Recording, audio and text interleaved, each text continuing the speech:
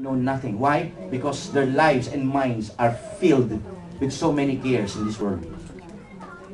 Kinakailangan ko pang magkapera.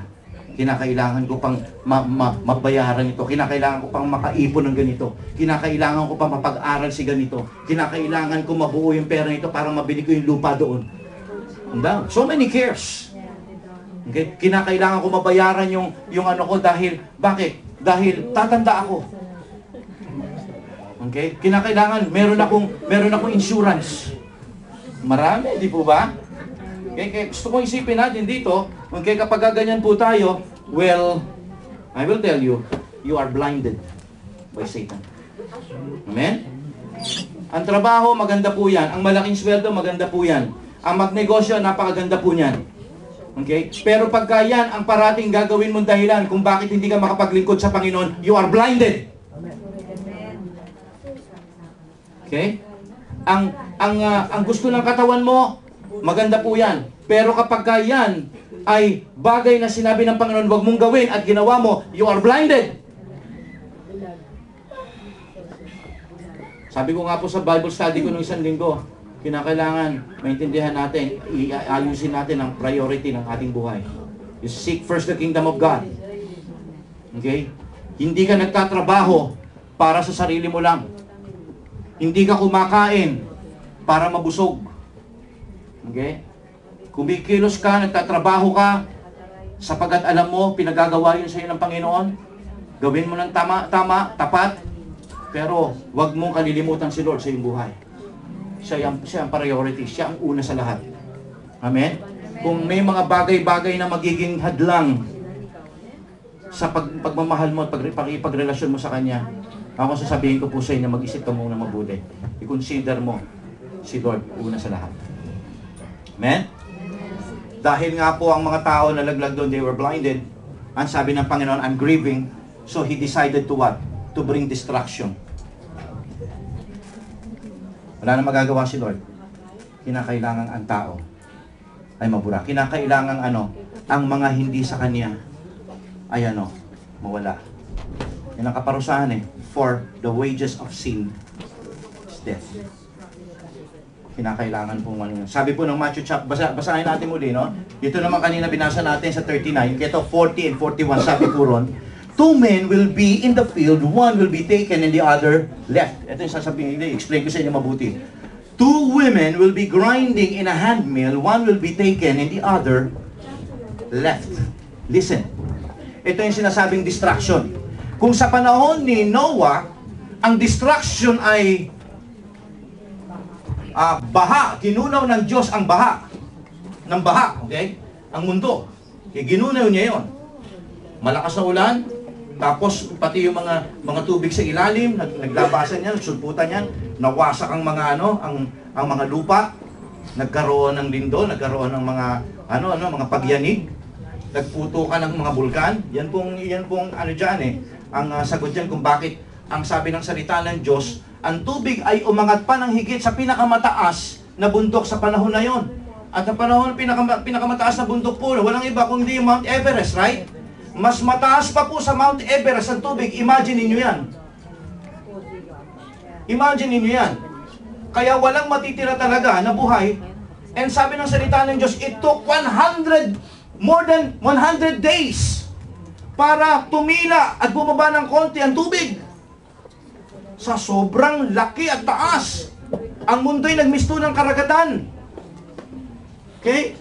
At sabi ng salita ng Diyos, okay, yung distraction na yon ay hindi na mangyayari, hindi na niya gugunawin ang mundo sa pamamagitan ng tubig. Pero sabi ng salita ng Diyos, Kanyang gugunawin ang mundo. He will come back with fire and brimstone. Okay? So alam po natin yan, fire and brimstone. Well, sa panahon natin ito, pinakikitaan na tayo ng sneak preview. Tingnan po natin yung mga nangyayari ngayon sa Middle East. Kung papaano, sabi ng salita ng Diyos, sabi po ni sa Book of Revelation, ni Apostol Juan, sabi niya ganun, fires from heaven! Okay? Fires from heaven is coming down, destroying the lands. Eh sa panahon na yun, hindi naintindihan ni John kung ano yung fires from heaven na yun eh. Para alam, nakikita lang niya, pinakikita sa kanyang hindi niya alam na may mga rocket or missiles sa mga panahon na yun. Ang mga missiles, umaapoy yun. Eh galing sa aeroplano. Fires from heaven, going up, ha! Hindi naman niya alam na paano ko i-explain yung missile ba yun? Wala silang ganun eh. Very ancient. Wala pa silang mga ganong kutuba. Okay? And yet, ang nakita lang niya, nakikita ko'y parang mga apoy na nanggagaling sa langit. Eh, sino ba nakakaalam ng ang tao makakalipad? Diba? Sa pamamagitan ng aeroplano, right? Wala nakakaalam sa panahon ni Apostol Juan. Ang sabi niya, nakikita lang niya, ay mga apoy na nanggagaling sa langit. At ito'y bumabagsak, nagbibigay ng mas malaking apoy. Okay? Kaya, malinaw po ang sabi ng salita ng Diyos dito, darating yung punto na yan. At ako yung naniniwala, kukunin muna ng Panginoon ang kanya. Paano niya kukunin? Listen. Ang mga tao rito ay magugulat. Kaya nga, you will be surprised. Marami mga tao rito hindi alam. Sabi nga, mayroong dalawang lalaki nasa bukid. Pareho silang nagtatanim. Sa kabilang bukid, sa isang kabilang lote, sa isang lote. All of a sudden, okay, yung isa mawawala, yung isa matitira. Merong dalawang babae, nagigiling sila pareho. Okay? Tigisa sila ng gilingan. Gigiling. Sabi ng salita ng Diyos, sabi ni Jesus Christ, yung isa mawawala, yung isa nagpapatuloy maggiling. Ganito dadagitin ng Diyos, okay, ang mga nasa Kanya. Ganito ipapasok ng Diyos sa Kanyang arko ang mga naniniwala at nananampalataya sa Kanya. Gusto kong isipin natin dito mga anak ng Diyos. Okay, pagka dumating yon, marami ang masusurpresa. Hindi nila alam na yun ang umpisa ng katapusan. Marami ang masusurpresa. At marami rin ang magtatanong, bakit hindi ako nakasama? Later on, marirealize na, teka muna, ito na yung sinasabi sa Biblia. Sabing ganon, many will be left behind. Are you here? Gusto ko, mawarningan po tayo rito. Ulitin ko, you don't want to be left behind. You will not want it when you are if you will be left behind. Hindi mo magugustuhan ang mangyayari. Sapagkat sabi ng salita ng Diyos, si Apostol Juan nga po, halos hindi niya maisip, ma-explain sa sarili niyang kutuba. Okay? Yung kanya, ipinakita sa kanya ng anghel. At tayo ngayon, gusto ko isipin natin, meron na tayong sneak preview sa nangyari sa atin dito na nakaraang lindol. Sa lugar na Senda, alam po ninyo, siguro ewan ko, iba rito nakaranas din dito sa banda rito, kinakailangan bigyan ka ng kinakailangan bigyan ka ng number.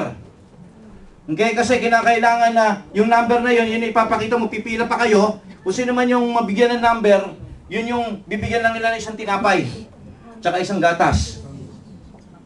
Okay? Kumbaga yun yung mga pinakitaan sa atin binigyan tayo ng sneak preview dahil sa panahon na yon lalabas Antikristo eh.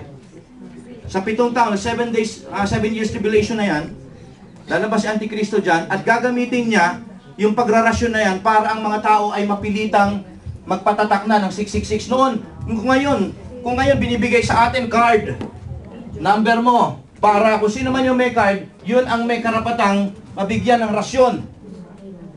Si Satan, dahil high-tech na ron, ang gagawin niya ron, ikaw ay kinakailangan tatakan na sa forehand. Okay? Hindi mo pwedeng sabihin